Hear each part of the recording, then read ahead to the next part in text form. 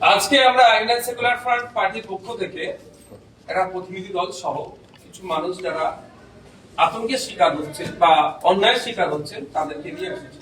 বাইরে কিছু মানুষ আছেন, আজকে সিও স্যারের সাথে কথা বললাম যে নাজার থানার মূলত সন্দেশখালী বিধানসভা নাজার থানার বিভিন্ন অঞ্চলের বিভিন্ন বুথে বিওলো মারফত কিছু কাগজ সার্কুলেট করা হচ্ছে।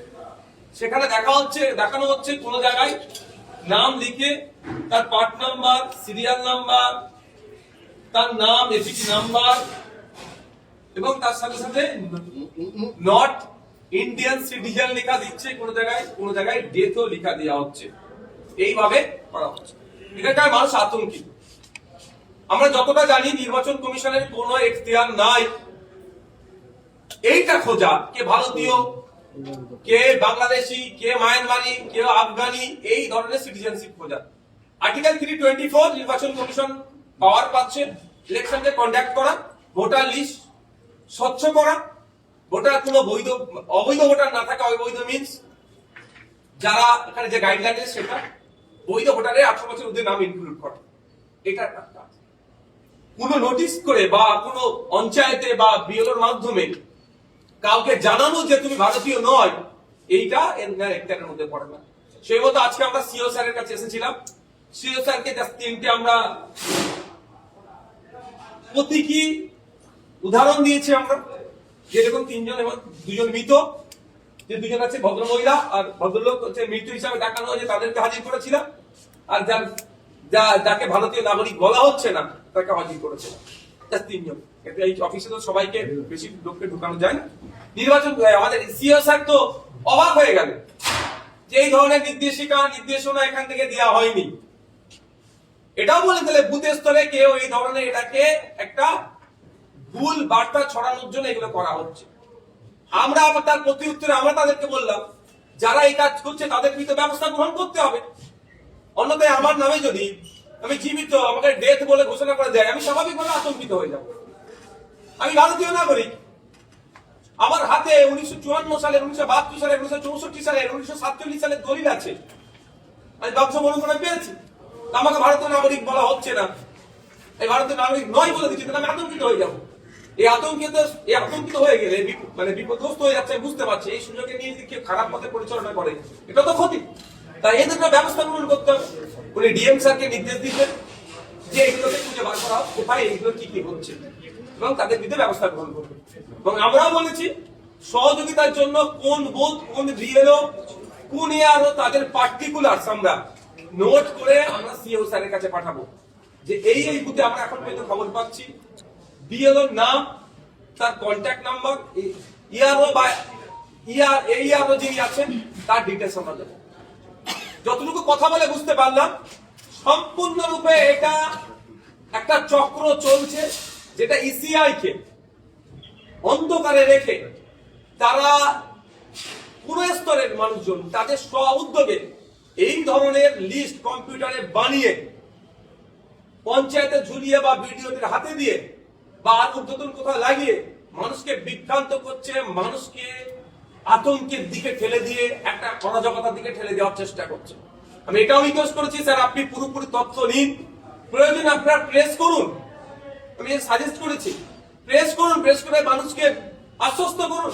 আজকে 3টে মানুষ যখন গিয়েছিল ভিতরে, এনারা তো ডাইরেক্টলি এফেক্টেড, আমরা ইনডাইরেক্টলি এফেক্টেড। ডাইরেক্টলি যারা তাদেরকে আশ্বস্ত করেছে এই ধরনের কিছু হবে না, আপনারা নিশ্চিন্তে থাকুন, এই কথা বলেছে। কিন্তু 3জন আজকে জানতে পারলেন, প্রায় 2500 অধিক এই ধরনের নোটিশ এসেছে, নোটিশ মিন্স নামের লিস্ট এসেছে। তাদেরকে আশ্বস্ত করার দায়িত্ব ইসিআই এর বর্তাচ্ছে। তাদের যেমন যারা আতঙ্কের দিকে, অরাজকতার দিকে ফেলে দেওয়ার জন্য গাইডলাইনের বাইরে বেরিয়ে এই ধরনের লেখাপত্র দিচ্ছে, তাদের বিরুদ্ধে যেমন ব্যবস্থা গ্রহণ করতে হবে, সাথে সাথে যারা এই ধরনের সাধারণ মানুষকে বিভ্রান্ত করলো, বিভ্রান্ত করার পরে আতঙ্কের দিকে ঠেলে দেওয়ার চেষ্টা করলো, তাদের বিরুদ্ধেও ব্যবস্থা গ্রহণ করতে হবে। এখানে যে ব্যক্তি আছে আপনার আকবর আলী মোল্লা, পিতার নাম হচ্ছে আপনার জামাত আলী মোল্লা, পিতাকে দেখিয়ে দিয়েছে ডেথ, মৃত দেখিয়েছে, আর ছেলেকে দেখিয়েছে কি নট ইন্ডিয়ান সিটিজেন।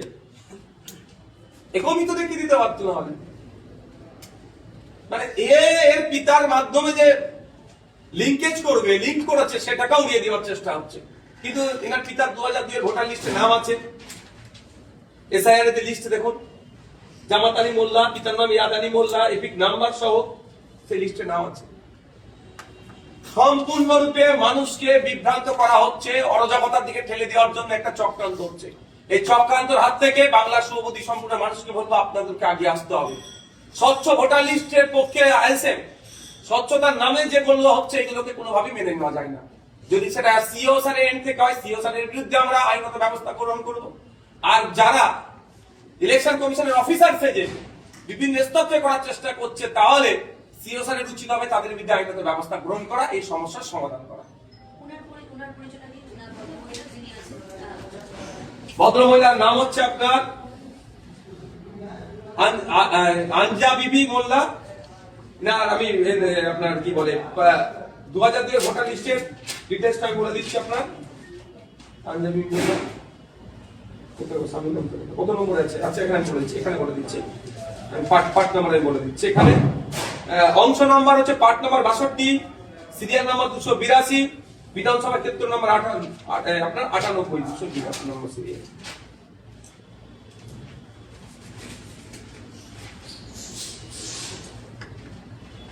দুশো 82 নম্বর সিরিয়ালে হচ্ছে আপনার এরকম 2002 এর ভোটার লিস্টে নাম আছে 282, আঞ্জা বিবি মোল্লা, স্বামীর নাম তারবক্স মোল্লা, তারপর এপিক নাম্বার এইটা, এটা হচ্ছে সন্দেশকারী বিধানসভা। কিন্তু উনি জীবিত আছেন, ওনাকে মৃত দেখানো হয়েছে। আপনি যদি ওনার যা ডকুমেন্টস আছে এখন ওনার হচ্ছে এসপিএইচএইচ, রেশন কার্ড থেকে শুরু করে যত রকমের ডকুমেন্টস আছে, গ্রামের মানুষ যতটুকু কালেক্ট করতে পেরেছে সেটা নিয়ে করতে পেরেছে। আপনি বলেন অরাজকতা তৈরি করার চেষ্টা করছে, এটা কোনো রাজনৈতিক দলের তরফ থেকে কি? দেখুন, ওটা তো একটা জায়গাতে কোনো না কোনো জায়গাতে এসে মনে হচ্ছে যেন এটা কোনো একটা রাজনৈতিক দলের। কারণ এখন আমার কাছে যে খবর এসে পৌঁছালো, এই মুহূর্তে শাসক দল যাদের এই দলের লিস্টে নাম আসছে তাদের অনেকের বাড়ি যাচ্ছে, তাদেরকে ঐক্যবদ্ধ করা হচ্ছে যে তোমাদের এখন নট ইন্ডিয়ান সিটিজেন বলেছে, ডেথ বলেছে, এটার বিরুদ্ধে আমাদেরকে ঐক্যবদ্ধ হতে হবে, এটা প্রতিবাদ করতে হবে। এটা প্রতিবাদের রূপটা কোন জায়গায় পৌঁছাবে সেটা তার এই মুহূর্তে বলা মুশকিল আমাদের। না, আমরা তো বিএলওর মাধ্যমে পেয়েছি, আমরা পঞ্চায়েতের মাধ্যমে, পঞ্চায়েতের লিস্ট আমাদের মাধ্যমে পেয়েছি।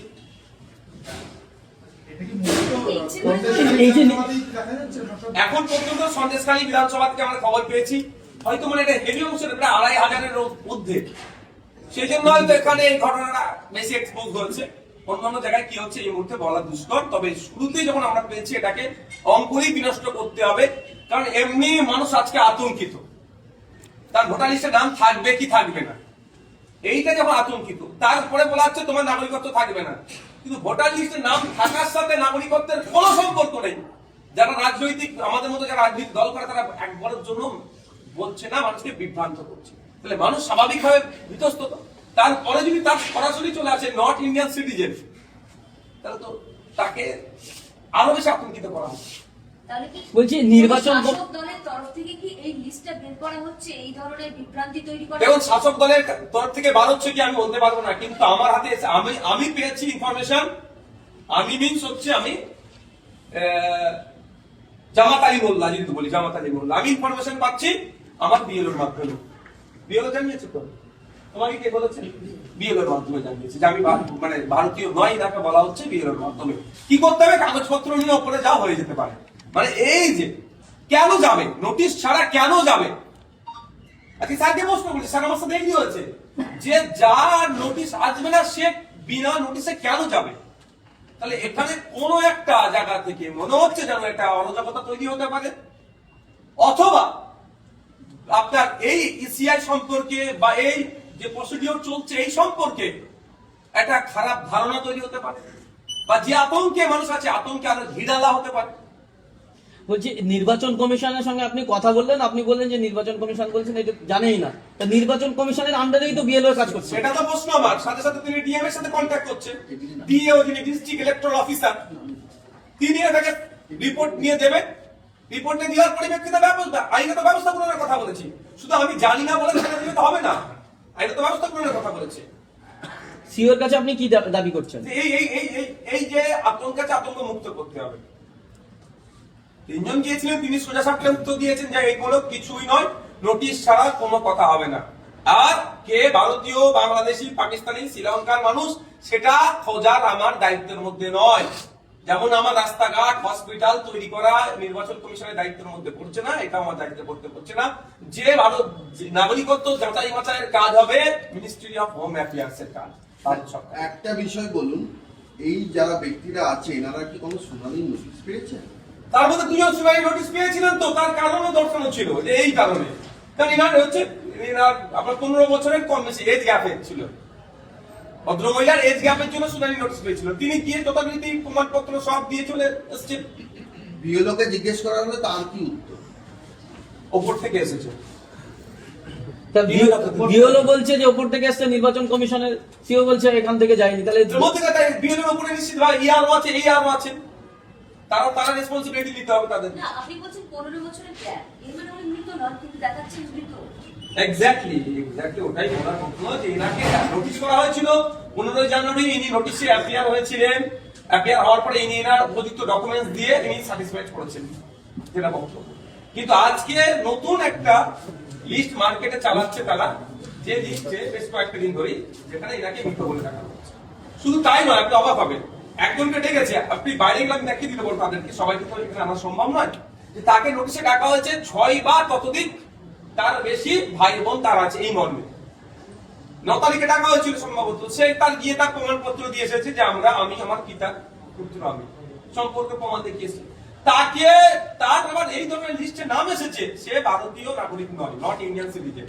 মানে কারণে ডাকা হয়েছিল 6 বা তার বেশি ভাই বোন, সে টোটাল কারণ উড়িয়ে দিয়ে এই কারণে ডাকা হচ্ছে।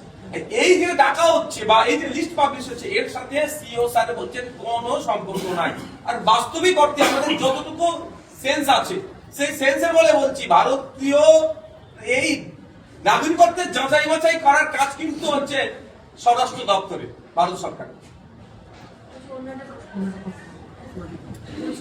না বলছি ইলেকশন কমিশন সরকার, ইলেকশন কমিশন পারপাস দেবো, না বাইরে গিয়ে দেবো। হ্যাঁ, আচ্ছা হিন্দিতে তাহলে একটু